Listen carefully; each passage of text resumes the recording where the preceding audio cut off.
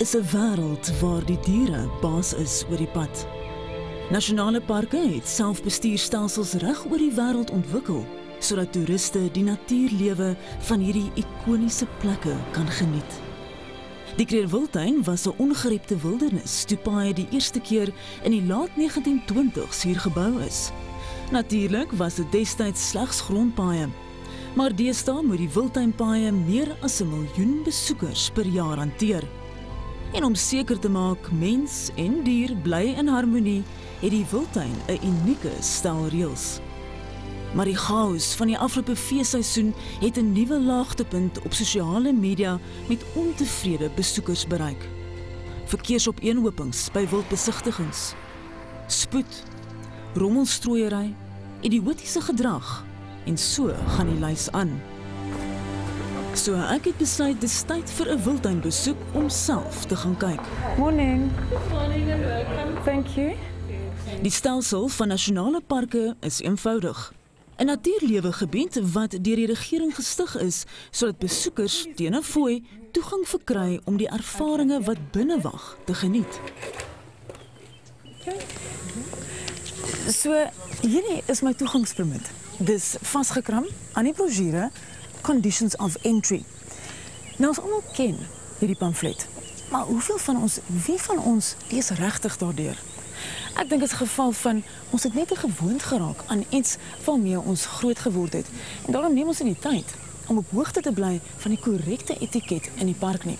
En as jy gaan kyk na die massiewe toename in insidente wat plaasvind, is dit duidelik die geval. Van al die reëls is die mees vanselfsprekende een moenie uit jou voertuig klim nie. 'n Nasionale park met die groot 5 en die digste konsentrasie roofdiere op aarde is genoeg rede vir my om my voete in die voertuig te hou. Geen rommelstrooiery. Dis onooglik en natuurlik skadelik vir die diere wat alles verorber op soek na kos. Hulle voortbestaan word daardeur aangedryf. Die snelheidsperk is op 50 km/h vir die hoofteerpaaie en op 40 km/h vir grondpaaie vasgestel. Hierdie is die leefwêreld van diere en spoed maak dood. Die verbod op die voer van diere en die korrekte gedragskode wanneer mense wild besigtig is nog 2 van 'n hele lys opgeskrewe reëls. William, the park's rules are clearly set out in the brochure. Why do people not adhere to it? You know, it's a difficult question to answer, but I take it that most of the people don't read that document that we give them. People must understand that we're not setting the rules for fun. We're setting the rules in order to create this necessary order and harmony. And understand that there are also Lucien Schlappel is die streeksbestuurder van die suidelike gedeelte van die wildtuin. En siende dat dit letterlik haar kantoor is, het ons besluit om op 'n wildrit te gaan. Now, there's been a massive increase in incidents in the park, and specifically incidents when it comes to elephants. Why do you think is that? I think it is not understanding, the animal behavior. For an example, can you see this little one is crossing? Now say it stops and you come and your car is in between the mother and the baby. That's trouble. You cannot do that. You have to ensure that you are far away from the animal and you respect the animal. I think the most important is respecting its space. When there are large animal sightings, it's almost like people go into this crazy zone. And they just do whatever they want. Bonet, I don't believe it is crazy. It is being greedy. And look at the one did you hear that? Yeah. Did you see that? It's trumpeting. This car just passed and it was not aware. Somewhat it got a fright. And now we've got 2 cars right in the middle of the road. So there's no clear path. There isn't. You won't be able, even if there's an emergency, the officials won't be able to pass there.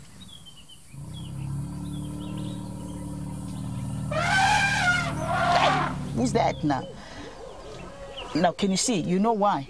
There are little ones this side, and most of the family is that side, and now, doesn't like it. So I'm just going to go forward a little Doesn't like it because now you can see that one is actually watching this side because there's this big truck now, It wanted to pass. It wanted to go through to the other side. Then it was disturbed. Om toekomstige insidente te probeer verhoed, is daar vir die park se olifante 'n spesiale plekkie op die brosjure gereserveer. En alhoewel olifante die verkeer vinnig tot 'n stilstand dwing, is dit die kleiner, ander inwonertjies wat slagoffers word van die oortreding wat volgens my die ergste is: spoed.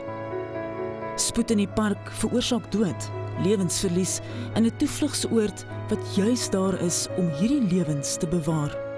Daar word verskeie redes aangevoer vir die onlangse toename in padsterftes. Sommiges voel dat aanlyn wildbesigtigingsgroepe die oorsaak is van roekeloosheid, besoekers wat jaag om die volgende dier te sien. Ander voel weer dat die toename in aflewerings- en personeel vragmotors 'n rol speel. I have heard that it's the SANParks employees and contractors that have caused some of the most carnage on Kruger Park's roads. We have heard from visitors that our employees and contractors and delivery vans are speeding out there. And we have specifically said to our law enforcement agencies they must be on the lookout for such things. And once they get caught, we don't have mercy. If we catch any of our employee speeding, we make sure that he gets the necessary fine. But over and above that, we charge him for misconduct through the disciplinary process of the organization, so that there is record in his file that he was caught speeding one day.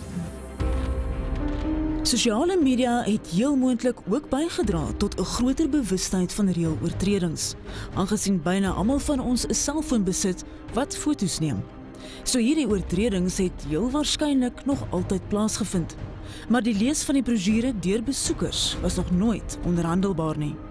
Dit is al so 'n groot kwessie onder gereelde besoekers, soveel so dat kykers al vir 50-50 geskryf het en aanvoer dat die probleem by die ingangshek lê. Thank you. Have a nice day. Should the gate guards not go over the rules with the visitors? We may want to do that, but it's gonna create congestion. Because if the gate guards have to search and also read the rules, and that will cause a lot of discomfort to many clients. Yes, but Lucy, when I get my conditions of entry brochure at the gate, no one actually goes through the rules with me, or even prevents me from entering the park before I read the brochure. I mean, surely SANParks should implement something like this? Yeah, I agree with you. However, if you look at the number of people that are entering the Kruger National Park on an annual basis, there are more than 1.5 million. Can you imagine if we were to read the rules to every one of them? We just trust that our visitors will be responsible enough to read these rules so that they are safe. Wat ons as besoekers die meeste ontstel, is spoed. Maar verkeersopeenhopings ontstel wildtuinamptenare en wetenskaplike navorsers net soveel. Don, you guys use the road network in the park for anti-poaching operations. Does road congestion at sightings affect it? Fortunately, by mere stroke of luck, it has not impacted on one of my actual reactions to a poaching incident, but it certainly impacts on our day-to-day operations when we're trying to get to other situations in a hurry. You know, if everyone just respected the rules of the road and left a passage through the middle, for people who finished at the site and want to move on, or for us to get through, there wouldn't be those congestions. But what really is unnecessary is when we are reacting to anti-poaching incidents and you arrive there with all the signs of an emergency, hazards and headlights and the back of the vehicle full of field rangers that are armed and in uniform, and you try and get through and you get abused by the public, you know, that's unnecessary. When all we're doing is we're trying to look after the interests of the park and a national asset for the very people who are abusing us. What would make your job easier? Stick to working at night. Yeah, that's pretty much the only thing you can do. Otherwise, work off the management roads, eh? But you can't help it. If that's where the lions are, that's where you work. Opeenhopings by 'n wildbesigtiging begin onskuldig genoeg. En langs die bekende dooispanpad was geluk aan my kant. Met geen voertuig in sig. Hierdie jagluiperd het besluit om in die middel van die pad te ontspan. Ek is 'n bietjie bekommerd, daar's 'n blinde hoogte agter hom. Maar ek het vir hom genoeg spasie gegee om vorentoe te beweeg as hy sou wou. In feite is hierdie is hulle gebied. Dit is hulle tuiste wat ons binnendring. So ons moet daardie spasie en daardie ruimte respekteer. As ek so nader beweeg, sal daar 'n groot kans wees dat ek daardie gemaklikheidsgrens sal oorsteek en hy sal pad gee.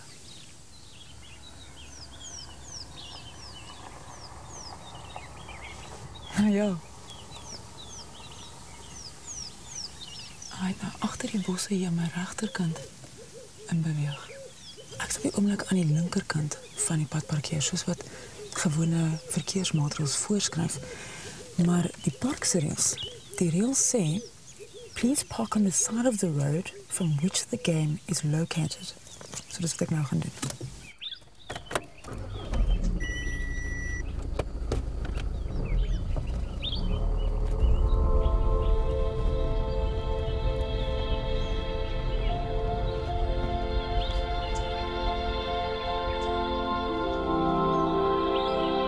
Dis nie lank nie voor ek ten minste 'n dosyn voertuie kan tel. Dis waar, ek het die jagluiperd ontdek. Maar nou dat al die voertuie begin ophoop, moet ek die ander besoekers ook kans gee om hom te sien. Hier is nou al paaie vir meer as 80 jaar. En blykbaar was daar aan die begin geen padreëls nie. Maar daardie eerste bewaarders van die park het vinnig besef dat indien daar nie reëls in plek is nie, ons as mense nie die diereryk in hul gebied sal respekteer nie. Toe in 1932 is die eerste padreëls gedruk en hulle het nie veel verander nie. Kom ons hoop dat almal van ons sal leer om hierdie reëls te gehoorsaam en nog meer belangrik, hulle wat baas is oor die pad te respekteer.